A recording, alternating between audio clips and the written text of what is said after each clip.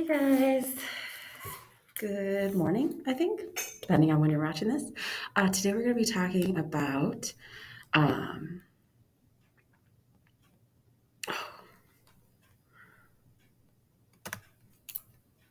sorry, don't have a pen. It's important. Okay, today we're going to be talking about 3.4, which is beyond CPCTC. So, first, let's do a little quick review with reflections. So, when we are reflecting over the x-axis or the y-axis, it's essentially counting, right? So, the first thing I'm going to do is plot my first point. So, it's 1, 2, 3, 1, 2, and that is our P. And then we want to reflect it over the x-axis. So, that's going to be this line here. So, it takes 1, 2 to get to the x-axis, 1, 2 in the opposite direction. There's my new P prime. Then it wants me to reflect it over the y-axis. So I'm going to take my new P prime and go 1, 2, 3 to the y-axis and 1, 2, 3 in the opposite direction. And now I'm at P double prime. All right, the next thing it says is to rotate about the origin 180 degrees. Again, normally I would say let's just flip this whole thing 2 pages over to see where it's going to end up. Obviously, with my Chromebook, I can't do that. But we do know that when we rotate it 180 degrees, it should move 1, 2 quadrants over. So it needs to be down here, right? And again, if we are at 1, 2, 3 and up 2, right, it's actually going to be 1, 2, 3 and down 2, which is actually going to end up where we originally started at P. Okay, and then reflect over the x and y axis. So again, we would just reflect it over the x-axis and reflect it over the y-axis. So it's just moving it about. So we've just reflected and rotated all over the page. All right, let's take a look at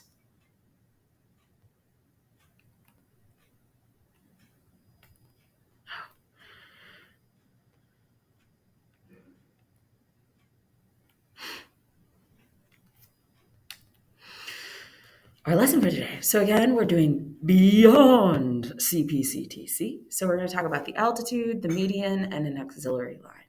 It's exciting stuff. So an auxiliary line is a line that we can draw into a diagram to help solve a problem. That's it. So we are literally going to draw a line that we into a picture to help us solve a problem. So we just write definition of auxiliary line, or a lot of times you're just going to see me write aux line. Okay, and again, this will make more sense as we go through and do some practice problems. But essentially, it's like if I put a line here, it'll create some triangles that I can prove congruent. It's a very handy tool. Okay.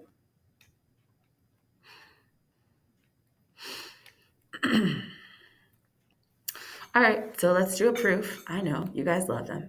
So we've got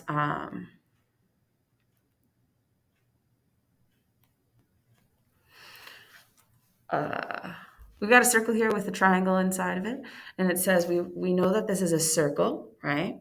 Which means that O is the center of the circle. So we have some radius going on here. We have OG is going to be a radius, and we have OH, which is going to be a radius. It also says that GJ is congruent to HJ. So GJ is congruent to HJ, right? And we're trying to prove that angle G is congruent to angle H, okay? We do have some tools that will allow us to do that in the future in one quick, easy step. But right now, we don't have that tool. So we're going to have to use what we already know. So the first thing I'm going to do is write the given, right? That's our first easy step. So we have circle O and GJ congruent to HJ. And the reason is given. And then we have these, essentially we can make another triangle, right? So if I draw a line, OJ right here, That would make me two triangles, and I'm going to be able to solve this by proving congruent triangles. So we're going to use that auxiliary line. So I'm going to draw a line from OJ, and then I'm going to put that in my proof because I just drew a line, right? So draw OJ, and that is auxiliary line definition, right? And so now I have a line here, which is fantastic because now I can prove these two triangles are congruent and use CPCTC. You know, CPCTC. Say that 3 times fast. So now that I drew that line, I'm actually going to make it congruent to itself. Good old reflexive property, you know, my second favorite. So we have OJ is congruent to OJ, and that is reflexive.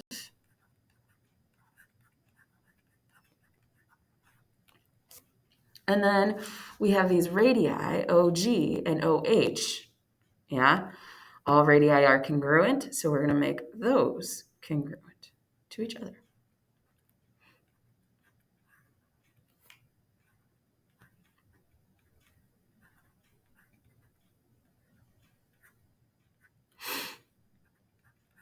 And that's because all radii congruent. Now I have congruent triangles, right? We've got side, side, side going on here. So we're going to say that triangle JGO is congruent to triangle JHO. And the reason is side, side, side. And now that the triangles are congruent, all the parts are congruent. So we can say angle G is congruent to angle H by CPCTC. Corresponding parts of congruent triangles are congruent. It's a nifty little thing. Get congruent triangles, everything else is congruent as well. All right. So that auxiliary line allowed all that to happen. Again, moving forward, and probably in a couple of weeks, we're going to have a proof where we can do that in 2 steps. I know. Don't you wish we were there now? Okay. So a couple of new definitions for today as well as auxiliary line. We have altitude, right? So when I think of altitude, I think of a plane taking off, right? When you're on an airplane, those of you who have ridden on an airplane, the captain will come on and he'll be like, our altitude is currently 2,000 feet. Well, what is that saying? It's how tall you are, right? So when we think about the altitude of a triangle, it's actually going to measure how tall the triangle is. So it says the altitude is a line segment drawn from any vertex of the triangle to the opposite side and perpendicular to that side. So again, there's some key words here. Perpendicular, right, and vertex. So you can draw from any line. So again, I have B is my vertex of the triangle if I'm looking at the top.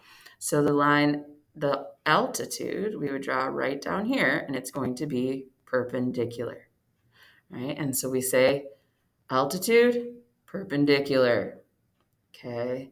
So anytime you see the word altitude, you say perpendicular.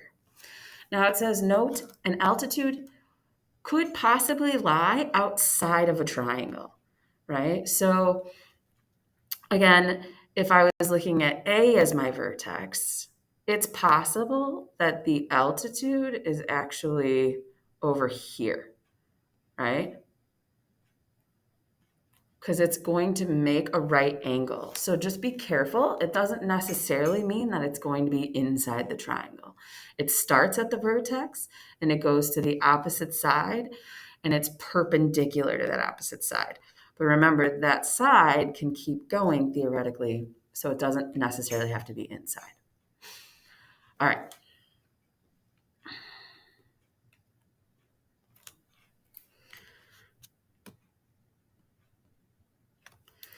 Median is our next definition. So we have a median, which means the segment that connects the vertex of a triangle to the midpoint, right? So altitude, we say perpendicular. Median, we say midpoint. Median, midpoint. So now we have a line that starts at the vertex and comes across to the opposite side and makes a midpoint. So it's going to bisect the opposite side, right? There's one median. You could also start at A and go to the opposite side, and then these would be bisected. And the same with C. You could start at C and go to the opposite side, and then these would be bisected. Okay, so every triangle has three medians. Every triangle has three altitudes. They all start at a different vertex. The median is not going to lie outside of a triangle, though, because it's going to be the midpoint of the opposite side. So this one is no. It has to be inside the triangle. Yeah? Okay.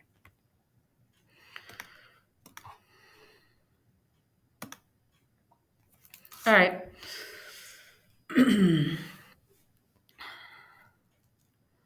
This one's a doozy. Let's see. I might use a text box for this. It's going to be too hard. All right. So we're going to prove that if we have congruent angles and an altitude, we can make it a median. Remember, median means that we have a midpoint. So we need to prove that D is the midpoint of CE. So we need to get CD congruent to DE, right? Because then it's a midpoint. So that's our ultimate goal. All right, so first step is the given. I'm going to cheat, but you can write it out. Okay. Now, I'm going to label my picture. So it says CFD. CFD is congruent to EFD. So we have one angle. Then it says FD is an altitude. Remember, altitude, we say perpendicular. So we know that FD is going to be perpendicular to CE or CD. So I'm going to put that in my proof. FD perpendicular to CE. And that is definition of altitude. All right, there's our keyword, altitude. So now we have perpendicular lines, which means if these are perpendicular, what kind of angles do we have going on? Right angles. Very good. So I'm going to put that in my proof. So CDF and FDE, right angles. And that's definition of perpendicular. Right? So it's a big process, right? We've got altitude, then we have perpendicular, then we have right angles. And lastly, I'm going to prove those angles are congruent because we're trying to get these triangles congruent to use CPCTC. So we can say CDF is congruent to FDE. All right angles are congruent.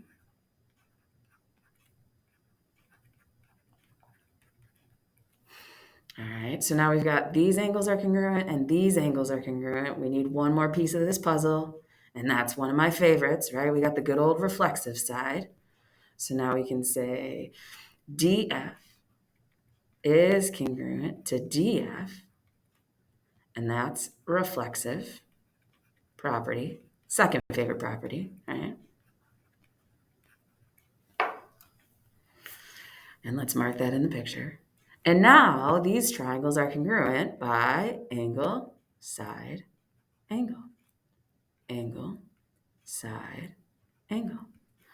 So that's our next step. I'm going to say triangle CDF is congruent with triangle EDF. Remember, the order does matter. We need to make sure all of our angles match up and all of our sides. And that is angle, side, angle. And lastly, if the triangles are congruent, everything about the triangles is congruent.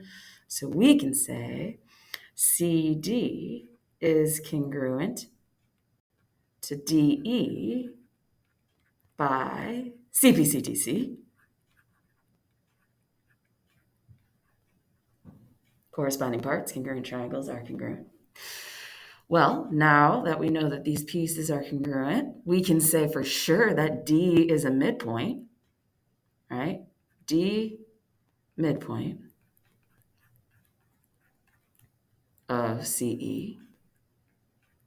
Y definition midpoint, right? Two congruent parts.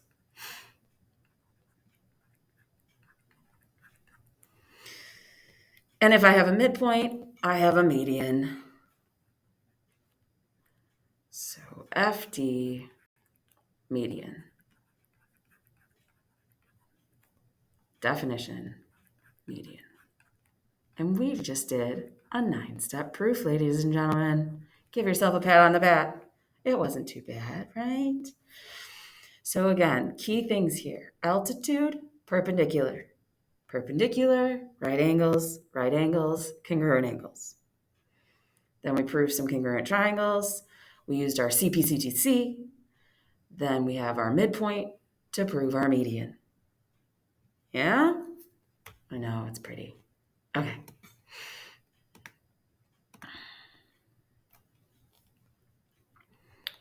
All right, one more proof and then a little algebra.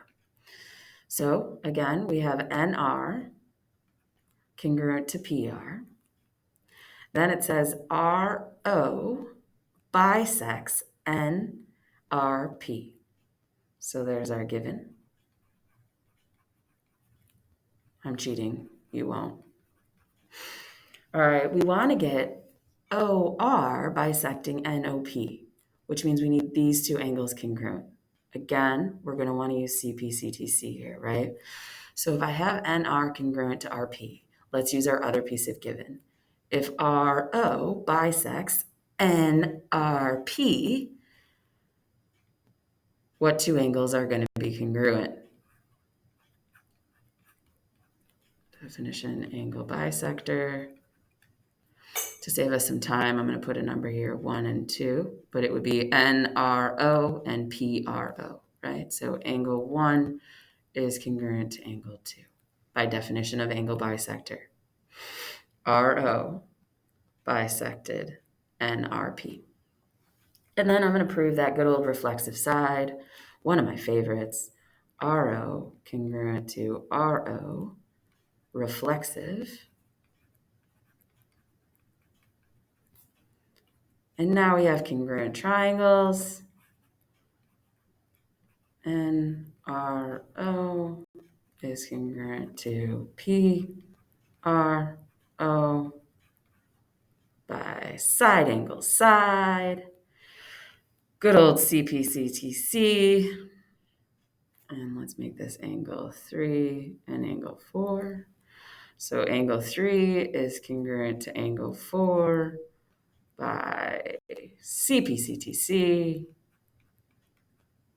And if we have congruent angles, we have an angle bisector. OR bisects NOP. Definition of angle bisector. All right, so it's all about proving congruent triangles to use CPCTC to get us back to our definitions, which is why definitions are so important. All right, let's do some algebra. So again, we're going to find some midpoints because we have a median, right?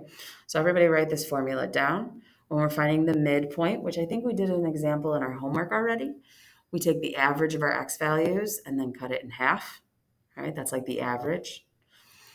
We take the average of our y values. So x1 plus x2, and I would put those in parentheses if you don't remember that that's what comes next, right? So we do addition first, and then we divide by 2, and you're going to do addition of the y values, and then we're going to divide by 2. So let's look at the next example and see how we can use this formula.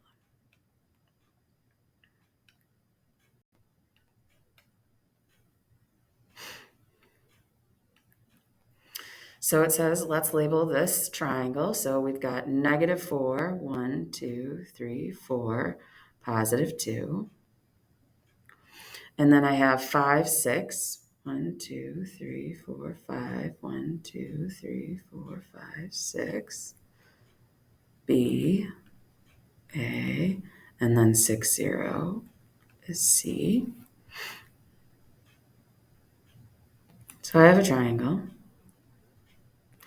Then it wants me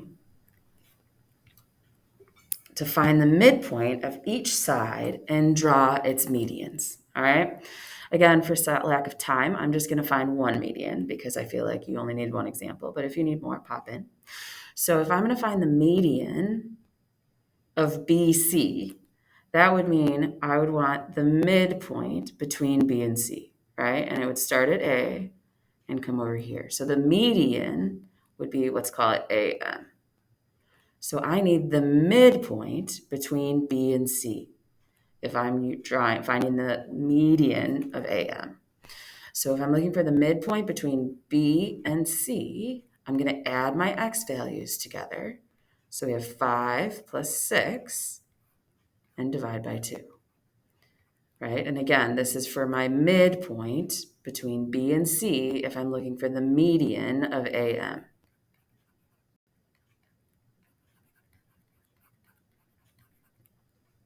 So we added our X values together and divided by 2. We're going to add our Y values together and divide by 2. So now we have 11 over 2 and 6 over 2. And you can either leave it as 11 over 2 or this is 5.5 and 3. Okay? And that is your midpoint. And again, if you graphed it, you would go 5 up, 5.5 up, and then 3, or 5.5 over and 3 up, and there's your midpoint. Okay? So you're just finding the midpoint to find the medians. Again, if you wanted the median between C and AB, then you'd find the midpoint of AB. And if you wanted the median of B to AC, then you'd find the midpoint of AC. All right.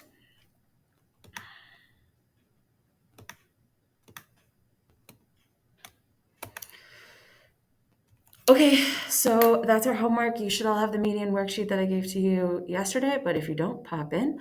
Otherwise, you can print it out on our haiku page or just work on a separate piece of paper. And then there's book problems on the back. Have a great day.